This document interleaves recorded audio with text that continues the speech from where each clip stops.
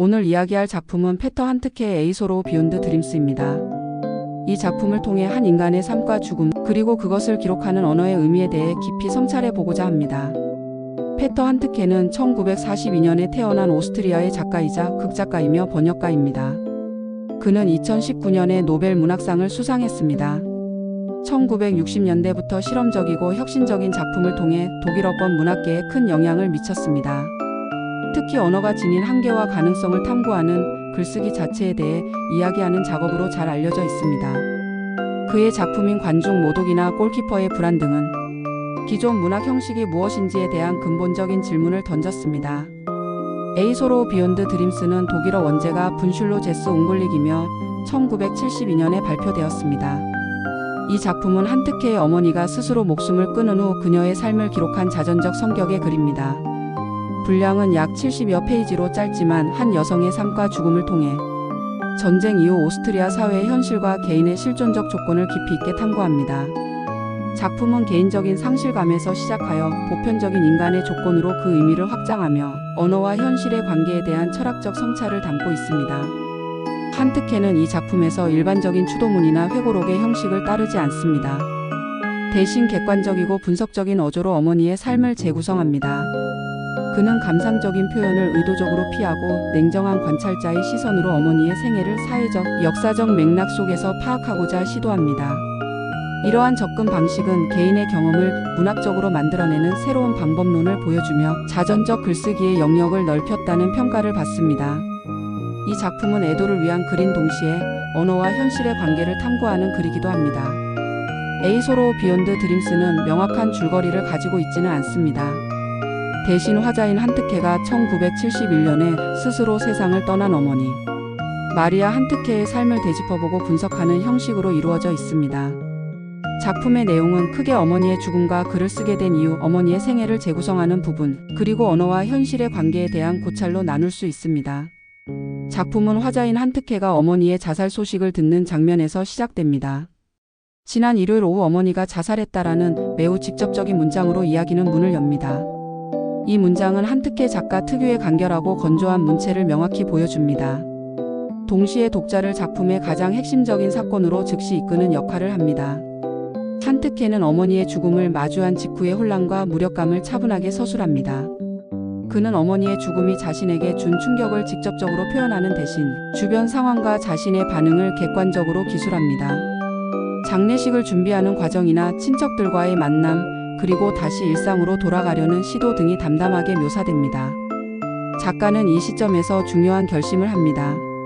어머니의 죽음을 단순히 개인적인 슬픔으로만 남겨두는 것이 아니라 그것을 글로 써서 기록하겠다는 것입니다. 하지만 이것은 결코 쉬운 작업이 아닙니다. 한트케는 기존의 문학적 전통이나 관습적인 표현들이 오히려 어머니의 실제 삶을 왜곡할 수 있다는 위험을 인지하고 있었습니다. 그는 어머니에 대해 쓰는 것은 불가능하다고 고백합니다. 기존의 언어와 문학 형식으로는 그녀가 겪었던 독특한 경험과 고통을 제대로 표현할 수 없기 때문입니다. 하지만 동시에 쓰지 않을 수도 없다고 말합니다. 침묵은 그녀의 삶을 완전한 망각 속으로 사라지게 할 것이기 때문입니다. 이러한 딜레마 속에서 한트케는 새로운 글쓰기 방식을 찾아 나섭니다. 그는 감상적이거나 문학적인 미화를 거부하고 최대한 객관적이고 분석적인 접근을 선택합니다. 어머니의 삶을 개인의 차원에서만 보는 것이 아니라 사회적, 역사적 맥락 속에서 이해하려고 시도합니다. 한트케는 어머니 마리아의 생애를 시간 순서에 따라 재구성합니다. 그녀는 1920년 오스트리아의 작은 농촌 마을에서 태어났습니다.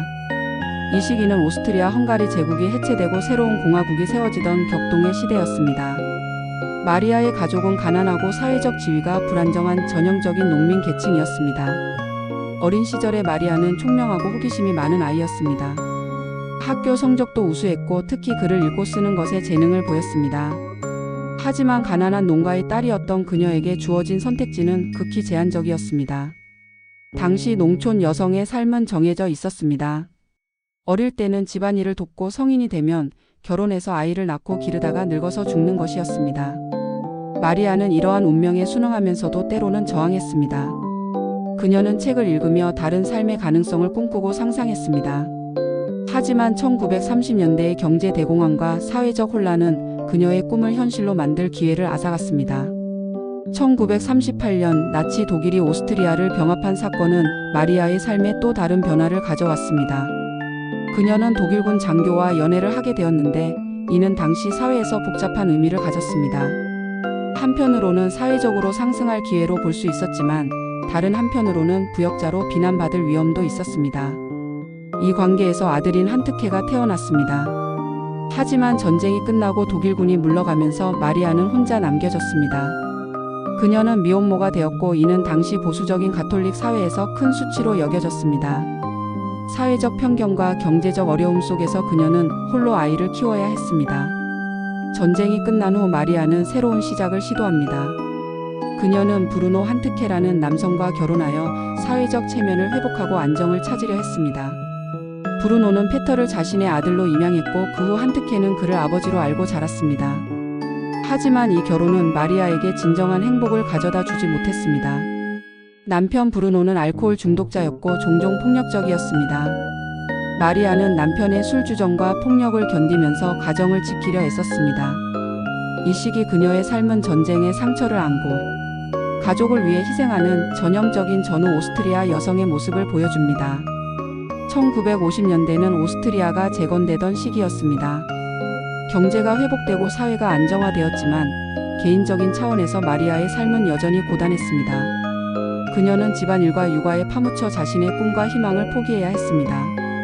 한트케는 이 시기를 꿈 없는 불행의 시대라고 표현합니다. 그럼에도 마리아는 완전히 체념하지는 않았습니다. 그녀는 여전히 책을 읽고 라디오를 들으며 바깥 세상과의 연결을 유지했습니다. 또한 아들 페터의 교육에 특별한 관심을 쏟았습니다. 그녀는 자신이 이루지 못한 꿈을 아들을 통해 실현하고 싶어 했습니다. 1960년대는 서구 사회 전반에 큰 변화가 일어난 시기였습니다. 여성 해방 운동, 성적 혁명, 그리고 전통적인 가치관에 대한 도전이 이어졌습니다. 이러한 사회 변화는 마리아에게도 영향을 미쳤습니다. 그녀는 자신의 삶을 다시 돌아보기 시작했고 지금까지의 희생과 인내가 과연 가치 있는 것이었는지 의문을 품게 되었습니다. 이 시기 마리아는 심각한 정신적 위기를 겪기 시작합니다. 우울증 증상이 나타났고 때로는 현실에서 도피하려는 행동을 보이기도 했습니다. 그녀는 과거의 결정들을 후회했고 다른 삶의 가능성에 대해 끊임없이 생각했습니다. 만약에라는 가정이 그녀의 생각을 지배했습니다. 한트케는 이 시기 어머니와의 관계 역시 복잡해졌다고 회상합니다. 아들이 성공한 작가가 되면서 마리아는 자신의 희생이 결실을 맺었다고 생각했지만 동시에 자신의 삶이 더욱 초라하게 느껴졌습니다. 아들의 성공은 그녀에게 기쁨인 동시에 고통이었습니다. 이 시기에 마리아는 알코올에 의존하기 시작했습니다. 처음에는 가볍게 술을 마셨지만 점차 의존도가 높아졌습니다. 알코올은 그녀에게 현실의 고통을 잊게 해주는 도피처였지만 동시에 그녀를 더 깊은 절망으로 이끌었습니다. 1970년대에 들어서면서 마리아의 정신 상태는 더욱 악화되었습니다. 그녀는 심각한 우울증에 시달렸고 자살 충동을 느끼기 시작했습니다. 의학적 치료를 받았지만 큰 효과를 보지 못했습니다. 당시의 정신의학은 아직 우울증에 대한 이해가 부족했고 적절한 치료법도 제한적이었습니다. 마리아의 절망은 단순히 개인적인 것이 아니었습니다. 그것은 한 시대를 살아온 여성의 실존적인 고뇌였습니다. 그녀는 평생 다른 사람을 위해 살았지만 정작 자신의 삶에서는 의미와 만족을 찾지 못했습니다. 전통적인 여성의 역할을 충실히 수행했지만 그것이 그녀에게 행복을 가져다 주지는 못했습니다. 한트케는 어머니의 마지막 몇 달을 세밀하게 관찰하고 기록합니다. 그녀의 행동 변화, 말투의 변화, 그리고 점차 깊어지는 절망의 흔적들이 차분하게 서술됩니다. 하지만 작가는 이를 단순히 병리학적인 현상으로만 설명하지 않습니다. 대신 그는 사회적, 문화적 맥락 속에서 어머니의 고통을 이해하려고 시도합니다. 마리아의 자살은 갑작스러운 충동적 행위가 아니었습니다. 그것은 오랜 기간에 걸쳐 쌓인 절망과 고통의 결과였습니다. 그녀는 자신의 삶에서 더 이상 희망을 찾을 수 없었고 죽음만이 고통에서 벗어날 수 있는 유일한 방법이라고 생각했습니다. 어머니의 생애를 재구성한 후 한트케는 자신의 글쓰기 작업 자체에 대해 성찰합니다. 그는 언어가 현실을 얼마나 정확하게 표현할 수 있는지에 대해 의문을 제기합니다. 아무리 정확하고 객관적으로 기술하더라도 실제 삶의 복잡함과 미묘함을 완전히 담아낼 수는 없다는 한계를 인식합니다. 특히 한특혜는 기존의 문학적 관습들이 현실을 왜곡할 수 있는 위험에 대해 경고합니다. 감상적인 표현, 상투적인 비유, 그리고 예측 가능한 서사 구조들은 실제 경험의 독특함을 평범한 것으로 만들어 버립니다. 어머니의 삶을 기존의 문학적 틀에 끼워 맞추는 것은 그녀의 실제 고통과 복잡성을 단순화시키는 행위입니다. 이러한 인식 속에서 한특혜는 새로운 글쓰기 방법을 모색합니다. 그는 가능한 한 직접적이고 구체적인 언어를 사용하려고 노력합니다. 추상적인 개념보다는 구체적인 사실들을, 감정적인 해석보다는 객관적인 관찰을 우선시합니다. 하지만 이러한 시도조차 완전할 수는 없다는 것을 그는 인정합니다. 작가는 또한 독자의 역할에 대해서도 이야기합니다. 텍스트는 작가 혼자만의 작업이 아니라 독자와의 협력을 통해 완성된다는 것입니다. 독자는 작가가 제시한 정보와 관찰을 바탕으로 자신만의 해석과 이해를 구성해야 합니다. 어머니의 삶에 대한 최종적인 판단은 독자의 몫으로 남겨집니다. 한특혜는 어머니의 개인적인 비극을 더 넓은 사회적 맥락에서 이해하려고 합니다. 마리아의 삶은 20세기 중반 오스트리아 여성들의 전형적인 경험을 보여줍니다. 두 차례의 세계대전, 경제대공황, 사회변화 등 거대한 역사적 격변 속에서 개인이 겪어야 했던 고통과 적응의 과정이 담겨 있습니다. 특히 한특혜는 당시 여성들이 처했던 구조적인 제약에 주목합니다. 제한된 교육 기회, 경제적인 의존, 사회적인 편견 등이 여성들의 선택을 크게 제한했습니다. 마리아가 꿈꾸었던 다른 삶의 가능성들은 이러한 사회 구조 때문에 실현될 수 없었습니다. 종교의 영향 또한 중요한 요소로 분석됩니다. 가톨릭 문화의 영향 아래에서 여성들은 희생과 인내를 미덕으로 여기도록 교육받았습니다. 자신의 욕망보다는 가족과 타인을 위한 헌신이 우선시되었습니다. 이러한 가치관은 마리아의 삶을 지배했고 동시에 그녀의 고통을 더욱 깊게 만들었습니다. 경제적인 요인도 무시할 수 없습니다. 가난은 선택의 폭을 제한했고 생존을 위한 싸움에 모든 에너지를 쏟아야 했습니다. 마리아는 자아실현이나 개인적인 행복을 추구할 경제적 여유가 없었습니다. 이는 개인의 문제이면서 동시에 사회 구조적인 문제이기도 했습니다. 한특혜는 어머니의 정신적 고통이 제대로 이해받지 못했던 시대적 한계에 대해서도 이야기합니다. 1970년대 초반까지만 해도 우울증이나 정신적인 고통에 대한 사회적 이해는 매우 부족했습니다. 특히 여성의 우울증은 종종 히스테리나 신경질 정도로 여겨졌습니다. 정신의학의 발전도 아직 초기 단계였습니다. 효과적인 항우울제가 개발되거나 심리치료 기법이 정교해진 것은 그 이후의 일입니다. 마리아가 받을 수 있었던 치료는 매우 제한적이었고 때로는 오히려 해로운 것도 있었습니다. 정신적 고통을 겪는 사람들을 위한 사회적 지원 시스템의 부재도 문제였습니다. 상담 서비스나 지원 제도는 거의 존재하지 않았습니다. 가족이나 개인이 모든 것을 혼자 감당해야 했습니다. 이는 환자뿐만 아니라 가족에게도 큰 부담이 되었습니다. 한특혜는 이러한 사회적 한계가 어머니의 죽음에 영향을 주었다고 봅니다. 적절한 이해와 지원이 있었다면 다른 결과가 가능했을지도 모른다는 아쉬움을 표현합니다. 하지만 그는 단순히 사회를 비판하는 데 그치지 않고 개인의 실존적 고통이 가진 근본적인 성격에 대해서도 깊이 생각합니다. 작품의 후반부에서 한특혜는 기억의 문제를 다룹니다. 어머니에 대한 기억들이 시간이 지나면서 어떻게 변화하고 왜곡되는지를 관찰합니다. 기억은 객관적인 사실을 저장하는 공간이 아니라 주관적인 해석과 재구성이 이루어지는 과정입니다. 특히 고통스러운 기억은 무의식적으로 수정되거나 억압되기 쉽습니다. 한특혜는 자신이 어머니에 대해 기억하는 것들이 과연 실제와 일치하는지에 대해 의문을 품습니다. 글을 쓰는 과정에서 그는 기억의 불완전성과 주관성을 계속해서 의식하게 됩니다. 망각의 역할 또한 중요합니다. 어떤 것들은 잊혀야 하고 어떤 것들은 기억되어야 합니다. 모든 것을 기억하는 것은 불가능할 뿐만 아니라 때로는 해로울 수도 있습니다. 선택적인 기억과 의도적인 망각을 통해 인간은 과거와 건강한 관계를 유지합니다. 글쓰기는 기억과 망각 사이에서 균형을 찾는 작업입니다. 한특혜는 어머니의 모든 것을 기록하려 하지 않습니다. 대신 의미 있고 중요한 것들을 골라서 보존하려고 합니다. 이는 추모의 한 형태이면서 동시에 치유의 과정이기도 합니다. 한특혜는 작품 전체에 걸쳐 언어의 한계에 대해 생각합니다. 아무리 정교한 언어를 사용하더라도 실제 경험의 모든 측면을 담아낼 수는 없습니다. 특히 고통, 절망, 사랑과 같은 강렬한 감정들은 언어로 표현하기 어렵습니다. 어머니의 침묵도 중요한 의미를 가집니다. 그녀는 평생 자신의 진정한 감정과 생각을 말로 표현하지 못했습니다.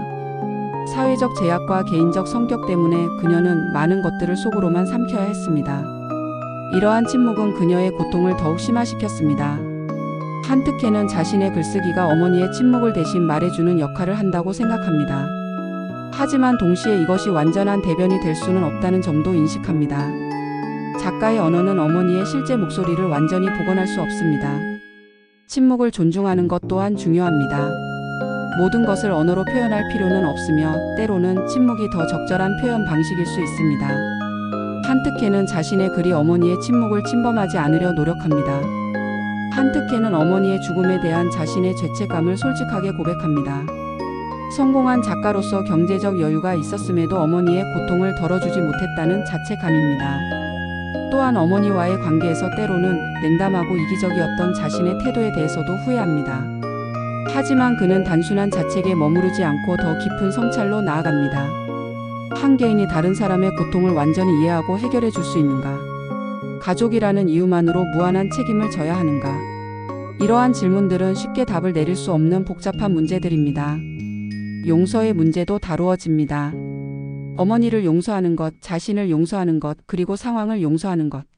한트케는 용서가 단순한 면죄부가 아니라 복잡한 과정임을 보여줍니다. 진정한 용서는 이해와 수용을 통해서만 가능하며 이는 시간이 필요한 과정입니다. 어머니에 대한 분노 또한 솔직하게 표현됩니다. 그녀가 자살을 선택함으로써 가족들에게 평생의 상처를 남겼다는 사실에 대한 분노입니다. 하지만 이러한 분노조차 궁극적으로는 사랑에서 비롯된 것이라는 깨달음에 이릅니다. 한트케는 이 작품에서 전통적인 자전적 글쓰기의 형식을 의도적으로 해체합니다. 시간 순서에 따른 서술을 피하고 주제별로 내용을 재구성합니다. 또한 감상적인 표현을 극도로 절제하고 분석적이며 객관적인 어조를 유지합니다. 문장 구조도 독특합니다. 한트케는 긴 문장과 짧은 문장을 번갈아 사용하며 때로는 단편적인 구절들을 나열하기도 합니다. 이는 기억의 파편적인 성격과 감정의 복잡성을 형식적으로 보여주는 것입니다. 반복과 변주의 기법도 자주 사용됩니다. 같은 사건이나 상황이 조금씩 다른 관점에서 여러 번 서술됩니다. 이는 현실의 복잡성과 해석의 다양성을 보여주는 장치입니다. 글쓰기 과정 자체에 대한 언급도 중요합니다. 한트케는 자신의 글쓰기 과정에 대해 계속해서 이야기하며 독자에게 이 텍스트가 만들어진 것임을 상기시킵니다. 이는 텍스트의 객관성에 대한 환상을 깨고 독자의 능동적인 참여를 유도합니다. A 소로 비욘드 드림스는 발표된 지 50년이 지났지만 여전히 현재적인 의미를 가집니다. 여성의 삶과 정신건강, 가족관계, 그리고 언어와 현실의 문제 등은 여전히 우리 사회의 중요한 문제들이기 때문입니다. 특히 정신건강에 대한 사회적 인식이 크게 개선된 지금, 이 작품을 다시 읽으면 당시 마리아가 겪었던 고통이 얼마나 불필요한 것이었는지를 깨닫게 됩니다. 적절한 이해와 치료가 있었다면 다른 결과가 가능했을지도 모릅니다. 자전적 글쓰기의 윤리적 문제 또한 현재의 관심사입니다. 다른 사람의 삶을 글로 쓸 권리와 책임, 사생활과 공적 영역의 경계, 그리고 문학적 가공과 사실적 기록 사이의 긴장 등은 계속해서 논의되고 있습니다. 언어와 현실의 관계에 대한 한트케의 성찰도 현대 사회에 새로운 의미를 가집니다. 현실이 담론에 의해 구성된다는 인식이 확산되면서 언어의 역할에 대한 관심이 높아지고 있기 때문입니다. 결론적으로 A 소로 비욘드 드림스는 단순한 추도문을 넘어서는 복합적인 텍스트입니다. 이것은 개인적 상실에 대한 증언이면서 동시에 사회 비판이고 여성사의 기록이면서 언어 실험이며 자기 치유의 과정이면서 타인과의 소통을 시도하는 글입니다. 한트케가 이 작품을 통해 이룬 것은 어머니의 삶에 새로운 존재론적 지위를 부여한 것입니다. 죽음으로 끝나버린 듯한 삶이 언어를 통해 새로운 생명을 얻었습니다. 이것은 문학이 가진 가장 근본적인 힘 중 하나입니다. 동시에 이 작품은 언어의 한계를 솔직하게 인정합니다. 완전한 재현은 불가능하며 모든 번역은 왜곡을 동반합니다. 하지만 그럼에도 불구하고 시도해야 하는 이유는 침묵이 완전한 망각을 의미하기 때문입니다. 작품이 제기하는 윤리적 질문들도 중요합니다. 다른 사람의 고통을 어떻게 다룰 것인가? 개인적인 경험을 공적인 담론으로 만드는 것의 정당성은 무엇인가? 문학은 현실에 대해 어떤 책임을 져야 하는가? 이러한 질문들에 대한 완전한 답은 없습니다. 하지만 질문을 계속 던지는 것 자체가 중요합니다. 페터 한트케의 에이소로 비욘드 드림스는 이러한 질문들을 던지는 용기와 그것을 문학적으로 형상화하는 탁월함을 보여주는 작품입니다. 궁극적으로 이 작품은 인간의 취약성과 존엄성을 동시에 보여줍니다. 마리아의 삶은 제약과 고통으로 가득했지만 그럼에도 불구하고 그것은 유일하고 소중한 존재였습니다. 한트케의 글쓰기는 그러한 존엄성을 회복하고 보존하는 행위이며 이는 문학이 할 수 있는 가장 의미 있는 일 중 하나입니다. 본 영상에서 사용된 책의 내용은 저작권법상 공정 이용을 목적으로 인용되었습니다. 영상의 핵심 내용은 책 내용의 요약이나 비평이며 원작 전체를 대신할 수 없습니다. 저작권 소유자의 요청이 있을 경우 즉시 조치를 취하겠습니다.